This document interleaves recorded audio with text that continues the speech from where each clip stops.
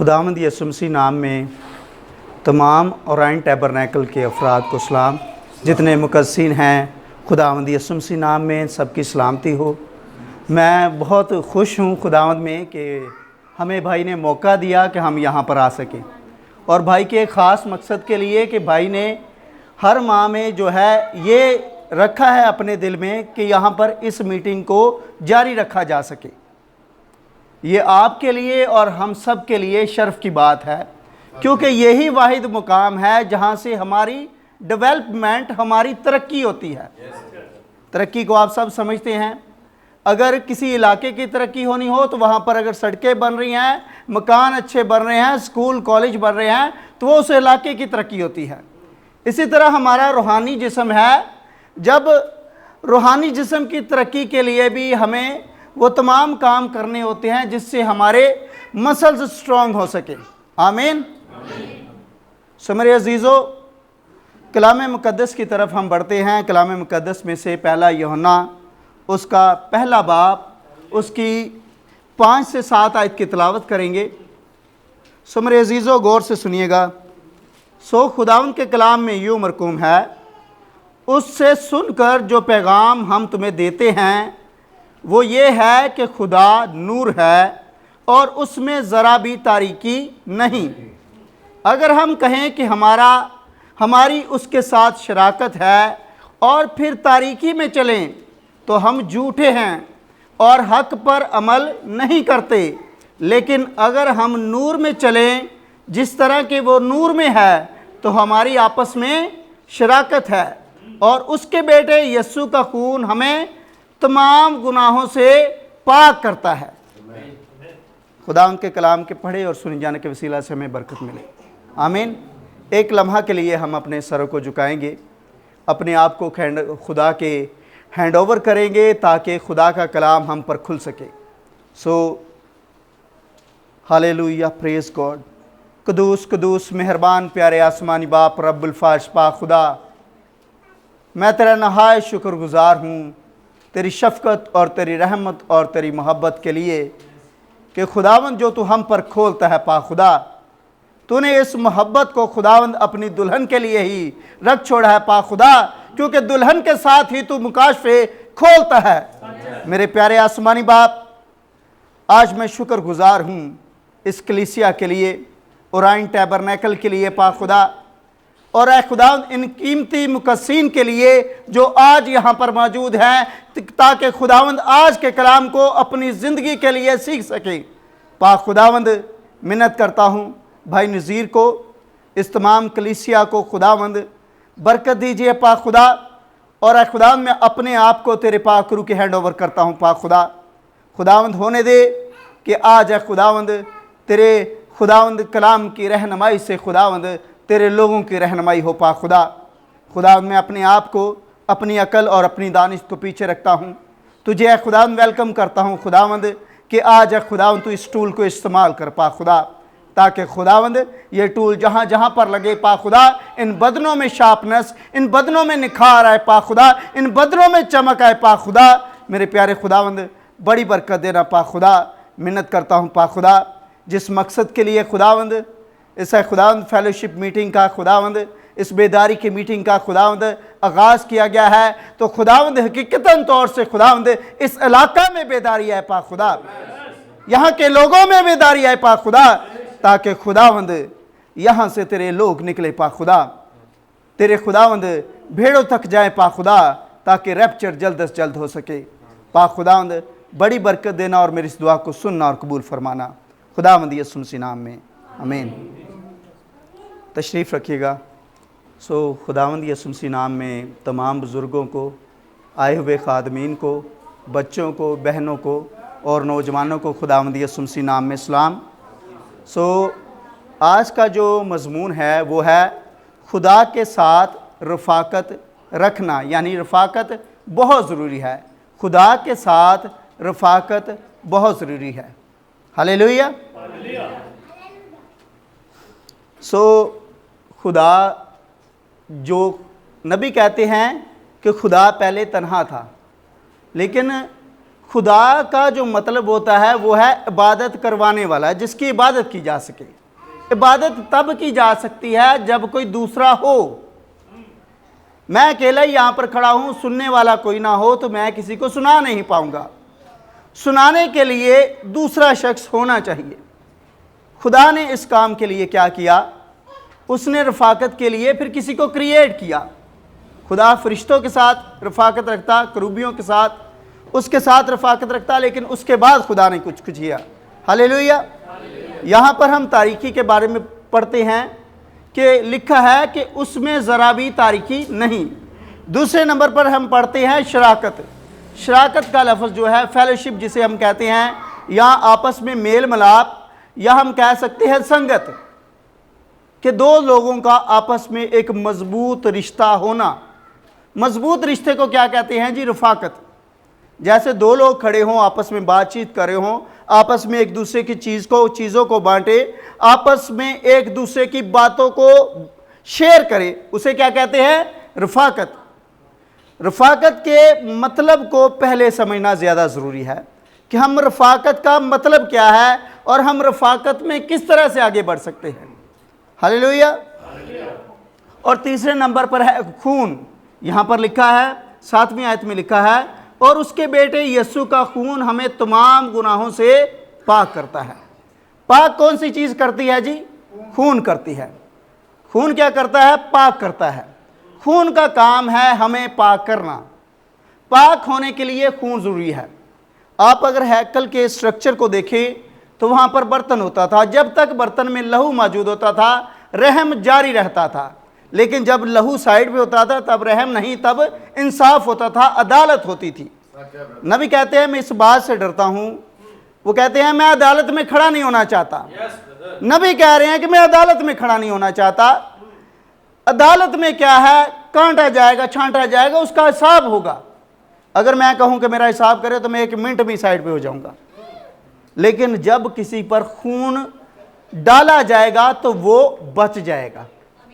आमीन। अगर हम इसहाक को देखें तो खुदा ने अपने बंदा से कहा कि तू इसको लेकर आ, और अब जब वो जा रहा है तो कुर्बानी ही थी जिसके वसीले से खून बहाया जाता था, और फिर ही वो कड़ी के साथ कड़ी मिलती थी। हालेलुया। हमारी ख्वाहिश है कि खुदा के साथ रफाकत को जो है हम नबी के ज़रिए सीखें। मलाकी 4 बाब का जो नबी है उसके ज़रिए से सीखें कि रफाकत हमारी क्यों ज़रूरी है।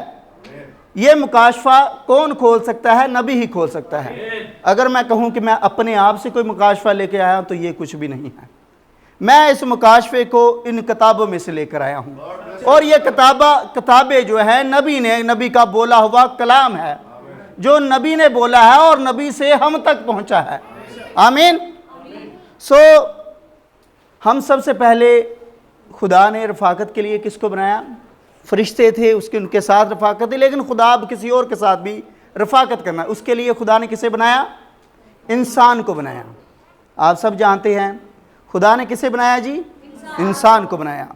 हम पैदाइश उसका 2 बाब 7 आयत जो है उसकी तिलावत करेंगे और यहाँ से देखेंगे कि खुदा ने किसे बनाया है? इंसान को बनाया। और इंसान को कहाँ से बनाया है? पैदाइश 2 बाब उसकी 7 आयत। पैदाइश पहली किताब है, उसका 2 बाब और उसकी 7 आयत। यहाँ पर लिखा है, और खुदावंद खुदा ने ज़मीन की मिट्टी से इंसान को बनाया और उसके नथनों में ज़िंदगी का दम फूंका तो इंसान जीती जान हुआ। इंसान को किससे बनाया है? ज़मीन की मिट्टी से।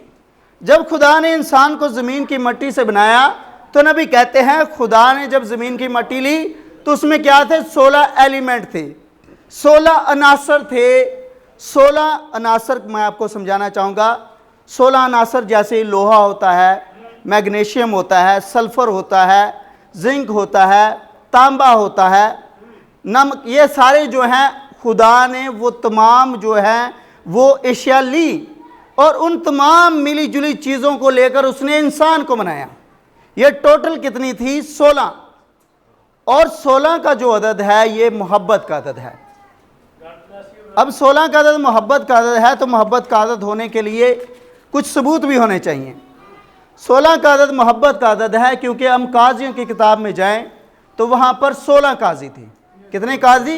16 काजी। 16 काजी हैं, जिनमें से यशवा है, चंद का नाम लें, यशवा है, उसके बाद आहूद है, दबूरा है, एली है, एली काहिन है, जदून है, अभी मलक है, इफ्ता जलादी है, शमसून है, और उसके बाद हम जदून के देखते हैं। अब ये लोग क्या हैं? वो काजी हैं। ये काजी 16 थे, और 16 काजियों को खुदा ने क्यों लिया? वो 16 काजी ही वहाँ पर क्यों नजर आते हैं? क्योंकि इंसान के एलिमेंट 16 हैं। अगर हम किसी एलिमेंट को यहाँ से बाहर निकाल दें, मैं यहाँ से एक एलिमेंट को कम या ज़्यादा कर दूँ, फॉर एग्जांपल कैल्शियम को। कैल्शियम हमारे जिस्म में होता है और बच्चों बड़ों के लिए, सब के लिए ज़रूरी है। अगर ये नहीं होगा तो हड्डियों की बीमारी हो जाएगी, हड्डियों में तोड़फोड़, जोड़ों में दर्द होना शुरू हो जाएगा, जिस्म में उकताहट, हम चल नहीं पाएंगे। ये कैल्शियम का ख़ास मैंने इसलिए नाम लिया क्योंकि हमारे रिलेटिव्स में एक बच्ची है, उसमें कैल्शियम ज़्यादा हो गया है। कैल्शियम ज़्यादा होने की वजह से बहुत दुश्वारी हुई, उसका दिमाग सही तरह से काम नहीं कर रहा था। कैल्शियम ज़्यादा होने की वजह से उसका दिमाग नहीं सही काम। ये बात क्यों कही मैंने? क्योंकि इन चीज़ों से मिलकर फेलोशिप बनती है, मोहब्बत बनती है। और अगर फेलोशिप इन चीज़ों से ही बनती है और अगर ये ज़्यादा होती है तो उस फेलोशिप में कमज़ोरी आ जाती है, फिर वे कंट्रोलिंग टावर सही तरह से काम नहीं कर सकता। किस वजह से? क्योंकि ये चीज़ उसमें ज़्यादा दाखिल हो गई है। अगर मैं कहूँ कि मैं इसमें से आयरन निकाल दूँ, अब आयरन क्या करता है? आयरन हमारे जिस्मों को मजबूती देता है, ताकत देता है। मैं अपनी मुट्ठी को बंद कर सकता हूँ, खोल सकता हूँ और फोर्स लगा सकता हूँ। ये काम क्या करता है? आयरन करता है। आमीन? समझ आ रही है आप सबको? इस रफ़ाकत को और ज़्यादा मजबूत समझने के लिए हम इसके जो है इसके मतलब तक जाते हैं। आमीन? रफ़ाकत जिसको हमने स्टार्ट में आगाज़ किया, रफ़ाकत जिसका मतलब होता है किसी से मेल मिलाप रखना, जिसको हम इंग्लिश में जो है फेलोशिप कहते हैं और उर्दू में रफ़ाकत कहते हैं, पंजाबी में संगत कह लेते हैं, ऐसी है। और फेलो और शिप को अलहदा कर दें तो फेलो क्या है? फेलो होता है पीछा करना। फेलो क्या है? पीछा करना। और पीछा हम किसी गलत शख्स का करेंगे तो गलती की तरफ चले जाएंगे। अगर हम किसी दुरुस्त शख्स का पीछा करेंगे तो हम अपनी दुरुस्तगी कर पाएंगे। आमीन? इसके हम मायने अल्फाज हैं, 3 अल्फाज हैं, वो आपके सामने मैं रखना चाहता हूँ। इसके पहले नंबर पे इसका जो करीबी लफ्ज़ है वो है कम्यूनियन, फेलोशिप का। कम्यूनियन का उर्दू में मतलब लें तो उसको कहते हैं इशाए रबानी। ठीक है, समझ आ रही है? इशाए रबानी को आप सब समझते हैं। इशाए रबानी, इशाए रबानी कहते हैं ऐसा काम जिसकी मिसाल दी जा सके। इशाए रबानी एक ऐसा फ़ेल है जिसके ज़रिए से हमारी मोहब्बत इंक्रीज़ होती है, डेवलप होती है।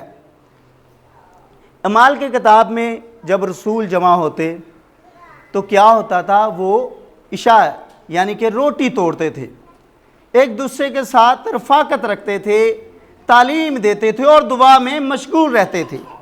ये काम मसीही करते थे। और अगर हम इस रफ़ाकत को और ज़्यादा मसीहत में देखें, ऐसा दो ईमानदार जो कलाम में मजबूत हों, उनका आपस में बैठ कर गुफ्तगू करने को क्या कहते हैं? कम्यूनियन, कम्यूनियन या रफ़ाकत कहते हैं।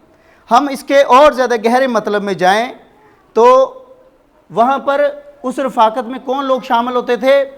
जिन्होंने खुदावंद यीशु मसीह नाम का बपतिस्मा लिया होता था। जितने लोग बपतिस्मा लेते थे वो उनमें शामिल होते जाते थे। उस शामिल होने को क्या कहते थे? शराकत कहते थे। और शराकत का मतलब क्या है? वो आपस में रफ़ाकत रखते थे, एक दूसरे के साथ संगत करते थे। कलाम में लिखा है कि उनमें कोई मोहताज नहीं था। अगर हमारी फेलोशिप दुरुस्त हो, तो हम में कोई मोहताज नहीं होगा, हम में कोई नंगा नहीं होगा, हम में कोई भूखा नहीं होगा, हम में कोई कलाम का मोहताज नहीं होगा। अब दूसरे नंबर का जो लफ्ज़ है वो है ताल्लुक या मेल जोल। ताल्लुक तब पैदा होता है जब दो लोगों की आपस में दोस्ती होती है, फ्रेंडशिप होती है। ताल्लुक तब ही पैदा होता है, चाहे वो बुरा ताल्लुक हो या अच्छा ताल्लुक हो। पहले दो लोगों की आपस में फ्रेंडशिप होती है, उनका मेल जोल होता है या हम मांगी होती है। नबी कहते हैं कि हमारा तंजीम से कोई ताल्लुक नहीं है, हम जो बाइबल में है उस पर इत्फाक करते हैं। किसमें? ये बाइबल मुकद्दस, इसमें जो है उस पर इत्फाक करते हैं, उस पर एक राय रखते हैं। अगर हम कलाम में इशाए रबानी को ले, हमारा आपस में पैटर्न नहीं मिलता ना हो, तो हमारी रफाकत नहीं है। लेकिन नबी कहते हैं कि हम इस पर ही और इसी के अंदर ही ज़िंदगी बसर करते हैं। हालेलुया। और हम लोगों की रहनुमाई करते हैं मसीह तक जाने में। यही काम रसूल करते थे। खुदा को रफाकत रखना बहुत पसंद है। खुदा चाहता है कि मेरी रफाकत बढ़ती ही चली जाए। खुदा इसी चीज़ को लेकर और ज़्यादा आगे बढ़ना चाहता है ताकि हम इसमें मजबूत हों। अब खुदा ने ये रफाकत का मंसूबा कहाँ से लिया? खुदा के इस वाले पोर्शन में ये रफाकत का मंसूबा था। इस वाले, ये वाला जो पोर्शन है, अगर किसी को ज़ोर से थपकी मारे ना तो वो भूल जाता है, उसको वो चीज़ याद ही नहीं रहेगी जो वो सोच रहा है। कोई गलत काम कर कह रहे ज़रा धौन च थप्पड़ मारे ना, धौन च क्यों थप्पड़ मारे? ताकि गलत काम छाड़ दे। ठीक है। अब ये वाले पोर्शन में खुदा ने रफाकत का एक प्लान रखा। प्लान, उसने एक इरादा रखा खुदा ने अपने पिछले वाले हिस्से में। अब खुदा ने इंसान को 16 एलिमेंट से बनाया था। अब इंसान से ये 16 जो है अंसर जो हैं, 16 जो है इंसान की जो ज़रूरी चीज़ें हैं उनको निकाल दिया जाए तो एक खाली ढांचा या रोबोट रह जाएगा। क्या रह जाएगा? रोबोट। अब क्या है, फिर खुदा ने ऐसे काम करने के लिए किसे बनाया है जिसके बारे में हम अभी सुन रहे हैं? आदम को बनाया है। आदम को कितने अनासर से बनाया है? 16 अनासर से बनाया है। 16 अनासर की बदले में क्या अहमियत है आप सब जान चुके हैं। अब 16 अनासर, जो 16 का अदद है ये मोहब्बत का अदद है, इसलिए इंसान है जिसमें सिर्फ मोहब्बत पाई जाती है। इंसान में मोहब्बत पाई जाती है। इंसान एक दूसरे के साथ मेल मिलाप रखना पसंद करता है और इंसान में ही तमीज़ पाई जाती है। अब क्या है, खुदा जो है उसने कहा कि अब मैं तो इसके साथ फेलोशिप करता हूँ, लेकिन इसने भी किसी के साथ फेलोशिप करनी है, इसने भी किसी के साथ मिलना है, बातचीत करनी है, बैठना है, अपने दिल की बात को उसके सामने खोलना है। इसके लिए खुदा ने क्या किया जी मेरे अजीजों? इसके लिए खुदा ने क्या किया? खुदा ने आदम पर गहरी नींद को भेजा है। किसको भेजा? गहरी नींद को। गहरी नींद को भेजा। गहरी नींद भेजने के बाद खुदा ने क्या किया? उसकी पसलियों में से एक पसली को लिया। कितनी पसलियों को लिया? एक पसली को लिया। और एक पसली से किसे बनाया? हवा को बनाया। आदम को तो 16 एलिमेंट से बनाया था ना, तो आदम की एक पसली निकाली और उससे हवा को बनाया।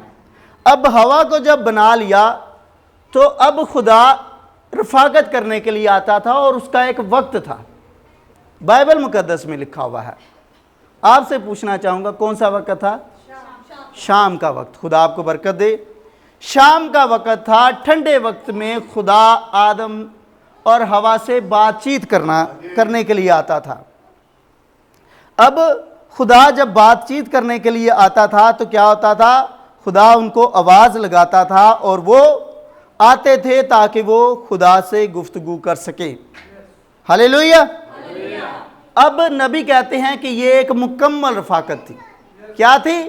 मुकम्मल रफाकत, जिसमें टाइम भी सही था, लोग भी सही थे और वहाँ पर बातचीत भी जब होती थी तो उससे बड़ी ही हमें भी बरकत मिलती है और उस गुफ्तगू में कोई नेगेटिव चीज़ नहीं थी। तीसरे नंबर पर वहाँ पर फेलोशिप जो थी वो एक हमें नमूना देती है, जैसे पीछे की तरफ जा रहे हैं, वो एक ना ख़त्म होने वाली फेलोशिप थी। लेकिन जब दो भाई अच्छे मिल रहे हो ना, तो फिर किसी ना किसी को जेलस भी होना शुरू हो जाती है। क्या होता है जी? किसी ना किसी को जेलस भी। अब इस फेलोशिप को कोई गिराना चाहता था, कोई तीसरा शख्स आ गया, उसने कहा मैं भी फेलोशिप करना चाहता हूं। अब तीसरा शख्स आ गया है, तीसरा शख्स चाहता है कि मैं भी इसके साथ फेलोशिप करूं। अब तीसरे शख्स के बारे में हम पढ़ें तो पैदाइश 2 बाब और उसकी 15 से 17 आयत की तिलावत करेंगे। पैदाइश 2 बाब उसकी 15 से 17 आयत की तिलावत करेंगे। और खुदा ने इस बारे में पहले ही आगाह कर दिया था, उनको बता दिया था कि तुमने तीसरे शख्स से फेलोशिप नहीं करनी। अब पैदाइश 2 बाब और उसकी 15 से 17 आयत। सो खुदा के कलाम में यहाँ पर लिखा हुआ है, और खुदा ने आदम को लेकर बागे अदन में रखा कि उसकी बागबानी और निगहबानी करे। और खुदा ने आदम को हुक्म दिया और कहा कि तू बाग के हर दरख्त का फल बेरोक टोक खा सकता है, लेकिन नेको बद की पहचान के दरख्त का कभी ना खाना, क्योंकि जिस रोज तूने उसमें से खाया तो मरा। अब मरने का मतलब क्या है? फेलोशिप खत्म। तो मुझसे फेलोशिप नहीं कर पाएगा। मैं ठंडे वक्त में तुझसे बात करने नहीं आया करूंगा। फेलोशिप क्या होगी? खत्म होगी। अब ठंडे वक्त में खुदा बात करने के लिए आ नहीं सकता था अगर वो उस फल में से खा लेता। हालेलुया। अब क्या हुआ? यहां पर हम इस बारे में सोचते हैं कि अब यहां पर बिगाड़ पैदा हो रहा है, यहां पर कुछ हो गया है, हलचल मच गई है। यहां पर ऐसा काम हुआ है कि उन्होंने अपनी रफाकत को बदला है। बदलने के लिए किसी और बंदे का काम है। अगर मेरी और फॉर एग्जांपल कोई भी भाई ले ले, उसकी फेलोशिप है, तीसरा बंदा फेलोशिप करना चाहता है, उसको कोई सोर्स ढूंढना पड़ेगा मेरे साथ फेलोशिप करने के लिए। सोर्स का मतलब जरिया ढूंढना पड़ेगा मेरे साथ बातचीत करने के लिए। अब खुदा जो है वो इंसान में दाखिल हो सकता है। खुदा होता है इंसान में दाखिल। अब खुद यीशु मसीह जब पैदा हुए हैं तो कैसे हुए हैं? रूल कुदुस की कुदरत से। कैसे हुए जी? रूल कुदुस की कुदरत से। रूल कुदुस की कुदरत से पैदा हुए हैं। और उसमें लेकिन शैतान ऐसा नहीं कर सकता, उसमें तख्लीक वाला अंसर नहीं है। अब क्या है? अबलीस ने इस रफाकत को तोड़ना चाहा, क्योंकि अबलीस में तख्लीक यानी पैदा करने वाला अंसर नहीं है। अब खुदा भी रूह है और अबलीस भी रूह है। खुदा अपना काम करने के लिए एक फर्द को लेता है ताकि अपना पैगाम आप तक पहुंचा सके। आज मैं यहाँ पर खड़ा हूँ तो ये खुदा की मर्जी है, ताकि खुदा का पैगाम आप बच्चों तक, बुजुर्गों तक और जितनी यहाँ पर कलीसिया है उस तक पहुँच पाए। अब अबलीस भी ऐसा करना चाहता था, लेकिन उसके पास ये काम करने के लिए वो इंसान में नहीं दाखिल हो सकता था। लेकिन एक बात है, वो जानवरों में दाखिल हो जाता है। ऐसा ही है जी। जानवरों में कैसे दाखिल होता है? अब आप देखें कि यीशु मसीह जब पार गए हैं तो वहाँ पर एक शख्स है जो कब्रों में रहता था और उसको बेड़ियों से जकड़ा जाता था, उसमें लश्कर रहता था। अब जब यीशु मसीह आए हैं तो उसने कहा कि मुझे इन सुवरों के गोल में जाने दे। उसने किसी इंसान का इंतखाब नहीं किया, उसने कहा मुझे इस गोल में, जानवरों में जाने दे, और वो उनमें चला गया। ये इब्लीस की फितरत है। अब इब्लीस ने इस बारे में रिसर्च करना शुरू कर दी कि अब जानवर भी ऐसा लेना था कि जो शातिर हो ना। कलाम में लिखा है, 3 बाब को देखें, उसकी पहली आयतें पढ़े तो वहाँ पर लिखा है, और सांप कुल दश्ती जानवरों से जिनको खुदा ने बनाया था चालाक था, और उसने औरत से कहा अब क्या हुआ है, ये सांप चालाक था। अब सांप को काम करने के लिए होशियार, चालाक, एक्टिव और बड़ी ही जल्दी किसी को वर्गला देने वाला शख्स चाहिए होता है। लेकिन खुदा क्या करता है, खुदा एक अनपढ़ को चुनता है। खुदा ने जब पत्र रसूल को चुना तो कलाम में लिखा है कि वो अपना नाम भी नहीं लिख पाता था, उसकी वाकफियत ही नहीं थी। खुदा ने उसे लिया, लेकिन जब इब्लीस लेता है तो वो बड़ा ही आलम फाजल, पढ़ा लिखा, PhD LLB किया हुआ वो लेता है। अब उसे वहां पर LLB किया हुआ एक क्या हुआ, चुपाया मिल गया। वहां पर क्या मिल गया, उसको चुपाया मिल गया। अब वो चुपाए में दाखिल हो सकता था। अब उसने क्या किया, वो उस चुपाए में दाखिल हो गया। शैतान क्या है जी, रूह है, और वो चुपाए में दाखिल हो गया ताकि इस फेलोशिप को, इस रफाकत को, इस मेल जोल को क्या कर सके, खराब कर सके। उसका प्लान ये था। अब आदम को पता था हमारी रफाकत खराब हुई तो शेर का उठना बैठना फर्क हो जाएगा, शेर गोश्त खाना शुरू कर देगा, इंसान इंसान को मारना शुरू कर देगा और हम एक मुख्तलिफ जगह पर चले जाएंगे। हमारी डिमेंशन, हमारा मुकाम बदल जाएगा। इस बात का किसको पता था, आदम को पता था। और आदम अपनी बातें किसके साथ बांटता था, हवा के साथ।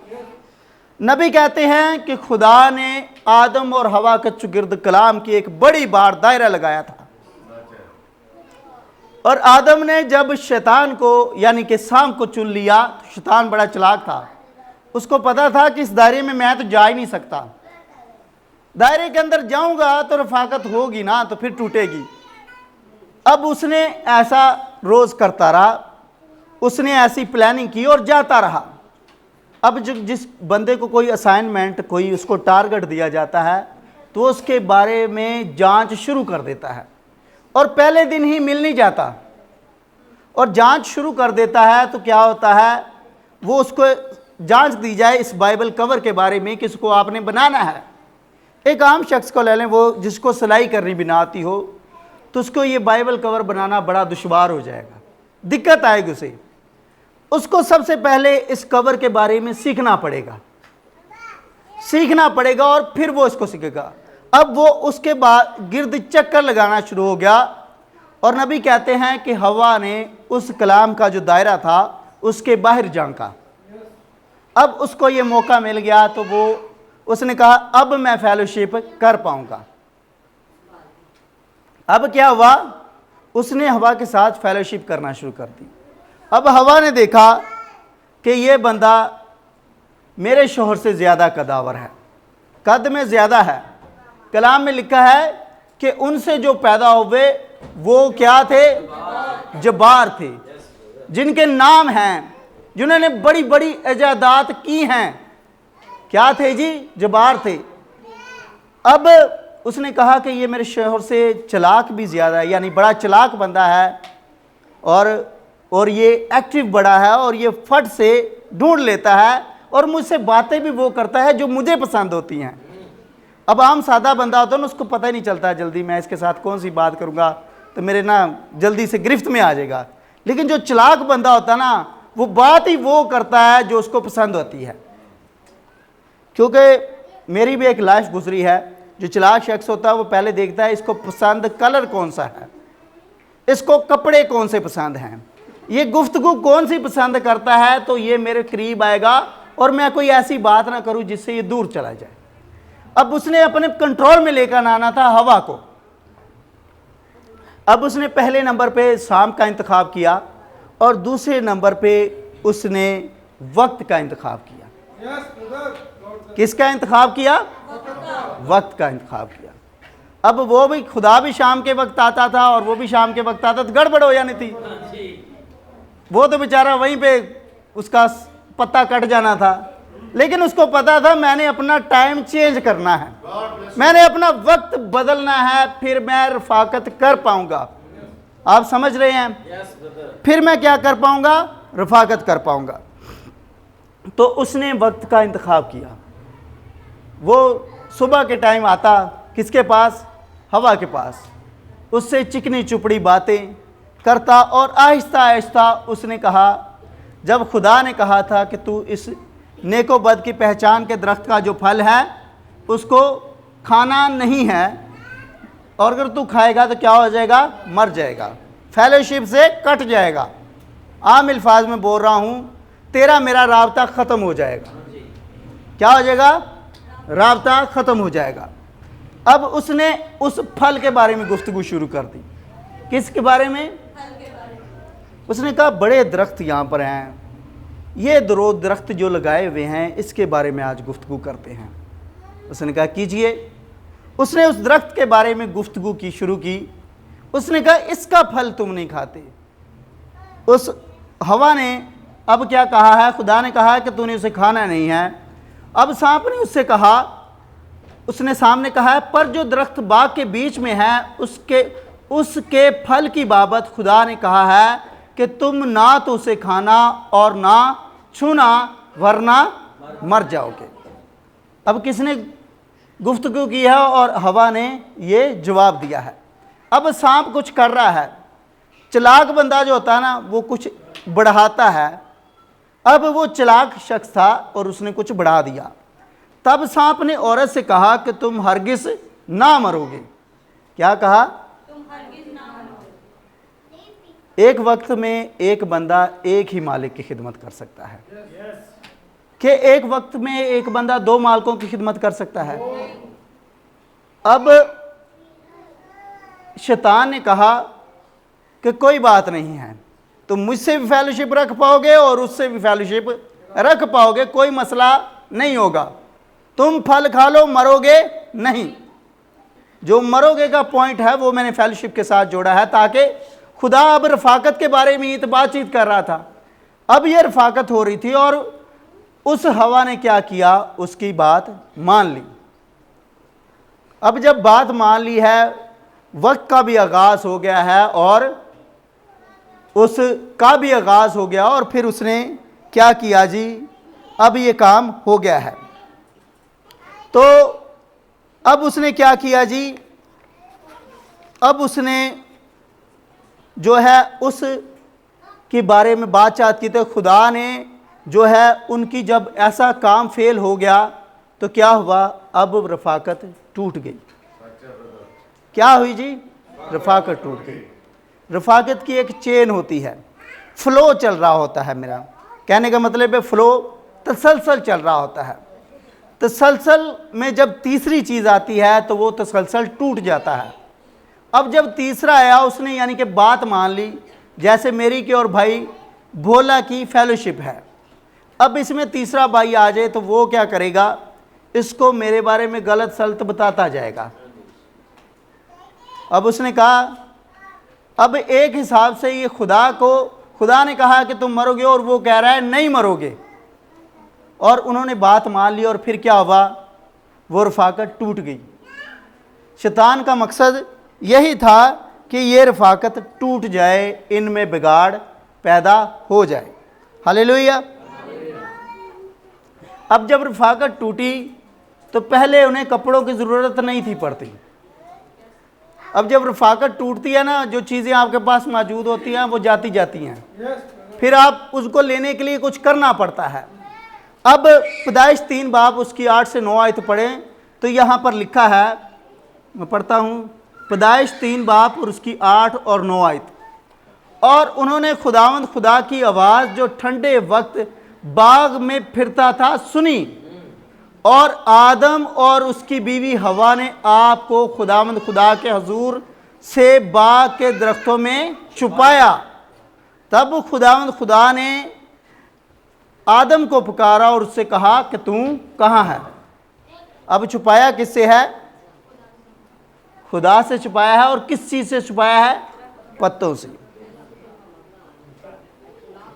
उनको पता था कि हम अपनी इस हालत में खुदा के सामने नहीं जा सकते, और जो होती है ना नाफरमानी, हुक्म ना पर मानना, उसको कहते हैं बेइत्कादी, और बेइत्कादी ही गुनाह होता है। उनको पता था कि हम गुनाह के साथ खुदा के साथ रफाकत नहीं रख सकते, बेगुनाह भी हमारे ऊपर हो और हम रफाकत भी रखें। अब इसको दूर करने के लिए उन्होंने एक आर्जी बंदोबस्त तो किया, लेकिन इससे काम ना चला। वो पत्ते सूख गए तो वो वैसे के वैसे ही। अब खुदा ने क्या किया, अब खुदा भी अपने लोगों से प्यार करता है, और आदम ने भी अपनी बीवी से प्यार करता था, इसलिए वो उसके साथ ही बाहर चला गया। अब क्या हुआ है कि उन्होंने जब अपने आप को उस चीज़ से छुपा लिया तो इससे वो काम ना चला। लेकिन खुदा ने क्या किया, उनके लिए एक बंदोबस्त किया है। तो खुदा ने क्या किया है, और आदम और हवा के लिए क्या करता है खुदा उनके लिए कुछ करता है और उनके लिए लिबास तैयार करता है। लिबास कौन सा है? चमड़े का। चमड़ा कहाँ से हासिल होता है? बर्रे से हासिल होता है। चमड़ा बर्रे से हासिल होता है, और बर्रे से चमड़ा हासिल करने के लिए उसको ज़िबा करना पड़ेगा, और ज़िबा होने के लिए खून बहाया जाता है। और खून क्या काम करता है? वो गुनाह को ढांपता है। आमीन। नबी जो है वो हकीकी गुनाह में बयान करते थे कि जो अबलीस था वो बड़ा अट्रैक्टिव था, और नबी कहते हैं कि लोग झूठ को बड़ा खौफ ज़्यादा होते हैं, लेकिन झूठ बड़ा खूबसूरत होता है। झूठ में बड़ी दिलचस्पी और जायका होता है, और ये जायका जब आहिस्ता आहिस्ता बढ़ता है तो ये बदन को हलाक कर देता है, हमारे बदन को तबाह कर देता है, और इस तरह से हम बढ़ते चले जाते हैं उसमें और खुदा से दूर होते चले जाते हैं। अब खुदा ने वहाँ पर बंदोबस्त उनके लिए कर दिया जानवर को कुर्बान करने का। अब ये प्रोसेस चल गया कि अब क्या करते थे, जब बनी इस्राएल कौम क्या करती थी, कुर्बानी करती, और फिर इस तरह से उनकी आपस में फेलोशिप हो पाती थी। काहिन जाता था खुदा के हुजूर, और वो लहू उसके पास मौजूद होता था। अब लहू से जब धुला हुआ होता था तो फिर वो खुदा के साथ रफाकत कर पाता था। रफाकत करने के लिए कौन जाता था? काहिन जाता था। काहिन किसके पास जाता था? वो तीसरे पोर्शन में जाता था। कौन सा पोर्शन? तीसरे हिस्से में। हैकल के कितने हिस्से थे? बैरूनी मुकाम, अंदरूनी हिस्सा जो है, और उसके बाद पाक तरीन मुकाम। पाक मुकाम आता है और उसके बाद पाक तरीन मुकाम आता है। और खुदा से जो है फेलोशिप कहाँ पर होती है? पाक तरीन मुकाम में खुदा के साथ रफाकत होती है। और जिसके ऊपर लहू अप्लाई नहीं होता था उसमें गुनाह मौजूद होता था, और इसके लिए क्या करते थे? वो रस्सा बांध देते थे। अगर दुरुस्तगी ना हो तो फिर उसको वापस ले लेते थे। ऐसे है जी। अब जो है नबी कहते हैं, सुनिएगा, नबी कहते हैं, तब सांप ने औरत से कहा कि तुम हरगिज ना मरोगे, और औरत ने उसकी बात मान ली। तब खुदा और इंसान से वो रफाकत गुनाह के ज़रिए से टूट गई जो कि बेतकादी है, और अब खुदा ने एक बुनियाद को बनाया। नबी कहते हैं किसको बनाया? बुनियाद को बनाया, जिस पर आदमी कायम रह सके और अपनी रफाकत बरकरार रख सकता है। और ये एक नबी कहते हैं कि कोई जो है, कोई इल्म, कोई सोसाइटी या किसी तंजीम बंदी के साथ ये खुदा ने काम नहीं किया। खुदा ने अब उस रफाकत को कायम करने के लिए एक बर्रे को लिया और उनके लिए कपड़े बनाए और इस तरह से रफाकत कर दी। लेकिन ये रफाकत अभी तक वो काम कर नहीं थी रही, लेकिन अभी तक वो पर्दा मौजूद था। अभी तक उन्हें वो तीसरे मुकाम में जाना पड़ता था जहाँ पर सिर्फ काहिन जा पाता था। अब यहाँ पर रफाकत की ज़रूरत हर किसी को पड़ती है, लेकिन आप रफाकत करना चाहें तो नहीं पहुँच सकते थे। लेकिन ये काम हुआ और खुदा ने इस फेलोशिप को बढ़ाते बढ़ाते खुदा आगे ले जाता है। आमीन। अब बागे अदन में दो दरख्त थे, एक ज़िंदगी का दरख्त और दूसरा नेको बद की पहचान का दरख्त। आज हम इस नेको बद की पहचान, जो बिलीवर होता है वो इसे छूता तो ज़रूर है लेकिन खाता नहीं है। ये जो मोबाइल है ये नेको बद की पहचान का दरख्त है। ये जो कैमरा है ये नेको बद की पहचान का दरख्त है। इस कैमरे को भाई इस्तेमाल कर रहे हैं पैगाम को रिकॉर्ड करने के लिए। अगर इस कैमरे को वो फिल्म तमाशा या फिर अपने बदन को आबरू करने के लिए, अपने बदन को नुमाया करने के लिए इस्तेमाल करें, तो वो इसको क्या करेंगे जी? खाएंगे और खाने से क्या होगा? नुकसान होगा और वो रफाकत टूट जाएगी। यही काम उन्होंने किया। लेकिन नबी कहते हैं अब ये पहली बाइट जब उसने लगाई, अब इंसानियत ये पहली बाइट लगा रही है, तो उन्होंने ये पहली बाइट लगाई तो क्या किया? एक हाइड्रोजन बम बना लिया। हाइड्रोजन बम से क्या हुआ? अब ये हाइड्रोजन बम जब चलेगा तो सभी तबाह हो जाएंगे, खत्म हो जाएंगे। ऐसा ही है जी। आगे बढ़ते हैं तो अब क्या है, अगर हम इसी तरह से आगे बढ़ते जाएं तो अब जब वो उस रफाकत से बाहर निकल आए हैं तो वहाँ पर दो लोग सामने और आते हैं। कौन कौन आता है जी? काइन और हाबल। काइन और हाबल। अब एक दिन क्या हुआ, काइन और हाबल को भी ये ज़रूरत पड़ गई कि वो भी रफाकत रख पाएँ। अब रफाकत करने के लिए किसी को पता होना चाहिए पैटर्न का। हाबल की फेलोशिप किसके साथ थी? अपने बाप के साथ थी। वो अपने बाप से गुफ्तगू करता था, लेकिन काइन जात जो था वो ठीक बंदा नहीं था, उसकी रफाकत बाप के साथ नहीं थी। अब जब हाबल की रफाकत हुई तो हाबल वही चीज़ लेकर आया जो चीज़ खुदा ने कही थी। अब जो वो चीज़ लेकर आया है तो वो कुर्बानी भी कबूल हुई और हाबल भी कबूल हुआ और कुर्बानी भी कबूल हो गई। आमीन। लेकिन काइन और उसकी कुर्बानी कबूल नहीं हुई, क्योंकि कलाम में लिखा है कि काइन उस शरीर से था। कलाम में लिखा है कि वो अपने बाप की तरह झूठा, फसाद को घड़ने वाला। अब नबी कहते हैं कि आज की दुनिया ने, मैं आपको बताऊं कि रोबोट का मैंने शुरू में नाम लिया कि अगर इंसान से ये तमाम चीज़ें निकाल दी जाएं तो रोबोट रह जाएगा सिर्फ। रोबोट मतलब रोबोट वो होता है जो आज साइंस ने बनाया, वो तमाम काम करता है। अगर आप गूगल के रोबोट को देखें तो वहाँ पर सूफिया नाम का उन्होंने एक रोबोट बनाया है। सूफिया नाम का रोबोट बनाया है उन्होंने, एक लड़की रोबोट बनाया। वो क्या करती है? इंसान से बातचीत कर सकती है। आप जो कहेंगे आपको वो जवाब देगी, आप हंसने वाली बात करेंगे वो हंसेगी। लेकिन क्या है? वो सिर्फ एक रोबोट है, रोबोट है। अब इसी काम को साइंस ने किया, लेकिन वो रोबोट जो है, उस रोबोट में फ़र्क क्या है? वो एक या दो चीज़ों से तैयार हुआ है और वो रोबोट खुद से फैसला नहीं ले सकता, लेकिन इंसान खुद से फैसला ले सकता है। खुदा ने इसको, इंसान को आज़ाद मर्जी बनाया और खुदा किससे गुफ्तगू करना चाहता है? जो आज़ाद मर्जी हो, जो अपने फ़ैसले खुद से ले पाए। अगर निजात का मंसूबा ऐसे ही होता तो सारी दुनिया ऐसे निजात पा जाती, लेकिन खुदा ने इंसान को आज़ाद मर्जी बनाया। आज पैगाम हो रहा है ताकि आप अपनी फेलोशिप को पहचान पाएँ। फेलोशिप को पहचान पाएंगे तो आप उस सलीब के करीब आ पाएंगे। सलीब के करीब आने से आपकी फेलोशिप यीशु मसीह में आगे बढ़ेगी। उस फेलोशिप में आने के लिए आपको खुदावंद यीशु मसीह नाम का बपतिस्मा लेना पड़ेगा। जब आप बपतिस्मा लेंगे तो फिर आप पर एक लहू आकर ठहर जाएगा। कहाँ पर? हेड, यानी आपके टॉप पर लहू आकर ठहर जाएगा और फायर पिलर आपसे इस लहू के ज़रिए से बातचीत करेगा। और जब इस लहू के ज़रिए से बातचीत करेगा तो फिर आप अपने बच्चों को भी वो बातें बता पाएंगे जो कलाम की हैं, अपने अजीज़ों के साथ भी वो बातें कर पाएंगे जो कलाम के दायराकार के अंदर हैं। आमीन। तो अब क्या है?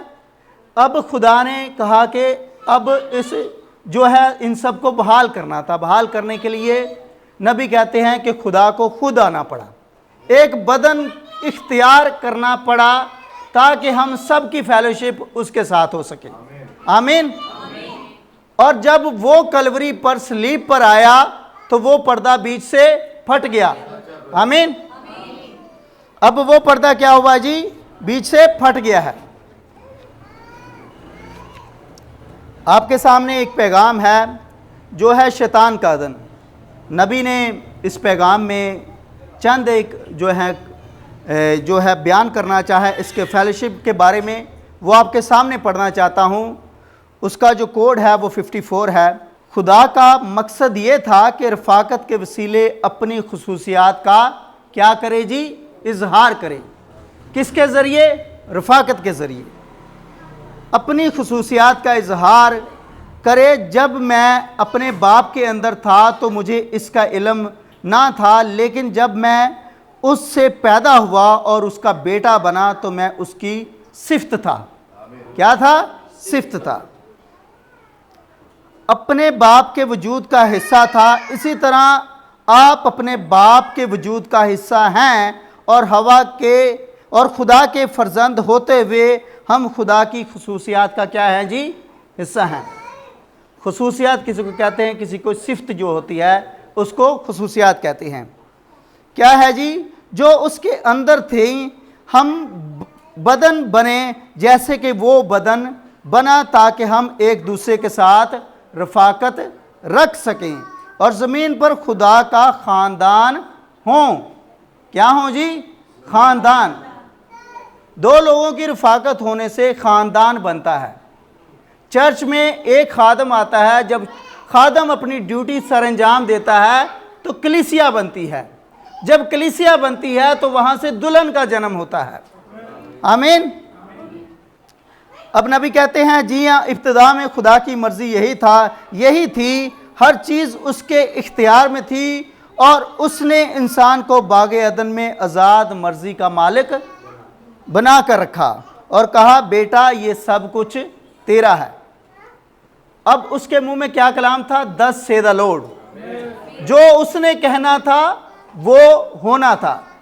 उसने कहना था ये दरख्त यहाँ से उखड़ कर यहाँ लग जाए तो वैसा होना था। अब इस बात के बारे में किन को पता चलना था? जिसकी रफ़ाकत आदम के साथ होनी थी। आमीन। आदम के साथ रफ़ाकत होनी थी तो उसको पता चलना था कि मेरे पास ये इख्तियार है। आज खुदा चाहता है कि आपकी और मेरी रफ़ाकत बहाल हो। हम वापस उस एक की तरफ जा रहे हैं। 7 के बाद क्या आता है? 8। और 8 एक अदद की जो है नुमाइंदगी करता है और एक जो है वो इब्तिदा यानी आगाज़ का अदद है। अब हमें भी खुदा वापस उसी फेलोशिप में लेकर जाना चाहता है, यानी अदन में वापस लेकर जाना चाहता है। खुदा चाहता है कि हम वापस वही बन जाएं जो 10 सेदा लोड था।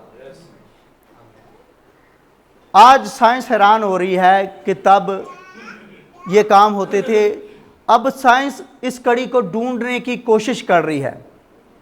कलाम में लिखा है, नबी कहते हैं कि इंसान ने सोचना है और फ़ौरन वहाँ से पहुँच जाना है। अब आज साइंस भी वो मशीनरी बना रही है। साइंस ने इंटरनेट बना लिया है।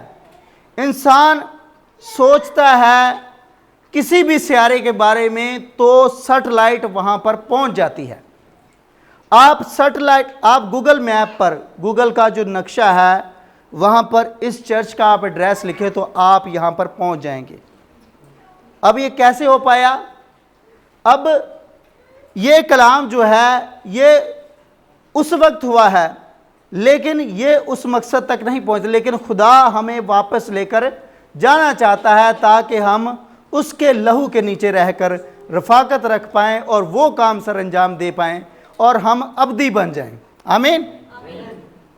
अब देखिएगा, इस रफ़ाकत में बिगाड़ जब आता है, बिगाड़ तब आता है जब आप अपनी कम्युनिकेशन को, अपनी बातचीत के अंदाज को बदल देंगे, जब आप अपने आई वे को, अपने देखने के अमल को बदल दें, तब क्या होता है? आपकी रफ़ाकत में फ़र्क आ जाता है। ऐसे ही है जी। नबी कहते हैं कि आज की जो माएँ हैं उन्होंने अपने मोबाइल के ज़रिए क्या है, वो इस हकीकी किताब को अपने बच्चों को नहीं बताना चाहते। इस हकीकी किताब को नहीं बताना चाहते। इसके बजाय वो क्या करते हैं? उन्होंने मोबाइल ले लिए हैं, ऑटोमोबाइल को अपने बच्चों को देते हैं ताकि हम इनके साथ रफ़ाकत ना करें, हमें इनके साथ टाइम ना गुजारना पड़े। आज आप देखें बच्चे कार्टून के शौकीन हैं और कार्टून पर लगे रहते हैं, माँ बाप जो मर्ज़ी करते फिरें। बच्चे ऐसा कर रहे हैं। लेकिन जब आप उन चीज़ों से हटाएंगे, इस कलाम की तरफ लेकर आएंगे, तो वो उनको खुदावंद यीशु मसीह के बारे में पता चलेगा, उनको नबियों के बारे में पता चलेगा, उनको यीशु मसीह और शागिर्दों के बारे में पता चलेगा, उनको पता चलेगा कि खुदावंद यीशु मसीह नाम का जो बपतिस्मा है वो इस कलाम में लिखा है। आमीन। लेकिन अगर आप उनकी फेलोशिप कार्टून्स के साथ ही कराते रहें तो वो किसी और बपतिस्मे पर यकीन कर लेंगे, ऐसा ही है जी। लेकिन जिसकी रफाकत इस कलाम से होगी, अब वो क्या करेगा, वो खुदावंद यीशु मसीह बपतिस्मे को जब सुनेगा फौरन से एक्टिव होगा।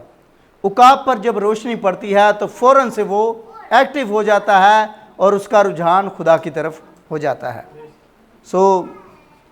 यहाँ पर क्लोज करते हुए जो है मैं आपके साथ चंद बस एक कोड बयान करना चाहूँगा। अब नबी कहते हैं कि मूसा की रफाकत खुदा पर कहाँ पर होती थी? पहाड़ पर। मूसा की रफाकत कहाँ पर होती थी? पहाड़ पर। मूसा खुदा के साथ रफाकत करने के लिए जाता था ताकि वो काम करे जो खुदा की मर्जी में ठीक है। अब याकूब की रफाकत खुदा के साथ कहाँ पर हुई? याकूब की रफाकत कहाँ पर हुई? अब मैदान में, जहाँ पर खुदा आया और वो उसके साथ लिपट गया, उसके कहा मैं तुझे जाने नहीं दूंगा जब तक तू मुझे बरकत ना दे। अब उसको पता था मेरी रफाकत हो गई है। जब उसकी रफाकत हुई तो वो रफाकत करने से वो नाम बदल देता है। जब किसी की फायर पिलर से रफाकत हो तो वो नाम बदल देता है। जैसे पालूस रसूल का नाम बदल गया, उसका नाम पहले साउल था और फिर उसका नाम पालूस रखा गया। इसी तरह से जब हमारी रफाकत होती है तो अगर मेरा नाम सरवर है तो जब मेरी रफाकत मसीह के साथ हुई तो मैं सरवर मसीह बन गया। उसने मेरा नाम, मेरा तरीका और मेरा अंदाज बदल दिया। ऐसा ही है जी। और अब जब हमारी रफाकत उसके साथ होती है तो इसी तरह से खुदा हम पर, लेकिन जब हमारी रफाकत गलत, अगर हमारी रफाकत एक सलाहकार के साथ होना, सलाहकार के साथ रफाकत रखने से हम में सब्र आएगा। सलाहकार क्या करता है? आपको वो तमाम चीज़ें बताता है जिससे आपके अंदर सब्र पैदा होता है, तहम्मुल पैदा होता है और आप में आजिज़ी और इनकसारी आती है, आपको पता चलता है। आमीन। मेरे अजीज़ों, एक लास्ट कोड पढ़ के इसके बाद वाइंड अप करना चाहूँगा। कोड का जो हिस्सा है वो है रखना में खड़ा होना, और इसका कोड का जो कोड है वो है 9। इसके बाद जो है वाइंड अप करना चाहूँगा। यहाँ पर रखना में खड़ा होना, यहाँ पर लिखा है, मेरे ज़हन में एक हवाला आता है, मेरा ख्याल है कि ये पालूस ने लिखा है। उसने करंथियों के ख़त में कहा है कि ना कोई हाल है, ना इस्तकबाल, ना कोई ताकत, ना नंगापन, भूख, खौफ या हाल, कोई चीज़, ना ज़िंदगी ना मौत हमें खुदा की इस मोहब्बत से जुदा कर सकते हैं जो यीशु मसीह में है। ये कैसी बात है? चूँकि हम उस कलाम के इर्द गिर्द दिल की गहराई से रफाकत में बंधे हुए हैं। किसके ज़रिए से? इस कलाम की रफाकत से। अगर आपके अंदर कलाम की रफाकत होगी तो आप मसीह के साथ बंधे रहेंगे और उसमें आगे बढ़ेंगे। पालूस रसूल कहते हैं कि आपस में मेल मिलाप रखो, एक दूसरे के साथ मिलो। लेकिन अगर आप अपनी रफाकत को बदल देंगे तो आपको किसी से बातचीत करने को दिल नहीं करेगा। जो माँ बाप हैं उनको पता है, जिनके बच्चे हैं, जब उनकी रफाकत बिगड़ जाती है ना, वो जल्दी आके माँ बाप के साथ मिलते ही नहीं हैं। वो अकेले बेडरूम में जाते हैं या अकेली जगह पर ज़्यादा अपना वक्त गुजारना पसंद करते हैं। खुदावंद आपको बरकत दे। आज हमारा मकसद ये है कि अपनी रफाकत को दुरुस्त करें। आपकी रफाकत अपने बदन में होनी चाहिए। जो चर्च ऑर्डर है उसमें आपकी रफाकत हो। आपको पता होना चाहिए कि आपने अपने खादम के दायरे कार में रहना है। नबी कहते हैं कि अगर आपको भेड़िए घेर लें तो आपने क्या करना है? आपने यीशु मसीह के पास आ जाना है। यीशु मसीह क्या करेगा? आपको भेड़ियों से बचाएगा। इसी तरह से अगर आपको कोई बंदा घेरता है तो आप खादम के गिर्द आ जाएं, फिर वो खादम जवाब देगा उस बंदे को जो आपकी रफाकत तोड़ना चाहता है। आमीन। दूसरे बंदे का मकसद क्या होता है? आपकी रफाकत को तोड़े।